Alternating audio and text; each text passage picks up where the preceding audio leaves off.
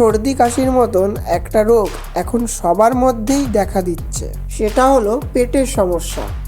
যেমন পেট ব্যথা করা, বুক জ্বালা করা, পেটে গ্যাস হয়ে যাওয়া ইত্যাদি। আজকের ভিডিওতে এমন একটা জিনিস বলবো যেটা তুমি যদি করতে পারো তাহলে কাল থেকেই তোমার পেটের সব সমস্যা দূর হয়ে যাবে। অনেকে বলে না যে খালি পেটে জল আর ভরা পেটে ফল, এই কথাটার কিন্তু একটা বৈজ্ঞানিক মানে আছে।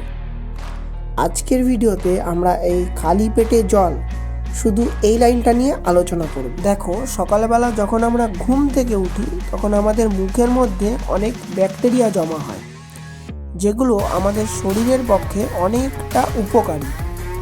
তো সেই সময় জল খেলে সেই ব্যাকটেরিয়াগুলো আমাদের পেটের মধ্যে যায় এবং পেটটাকে পরিষ্কার করতে সাহায্য করে।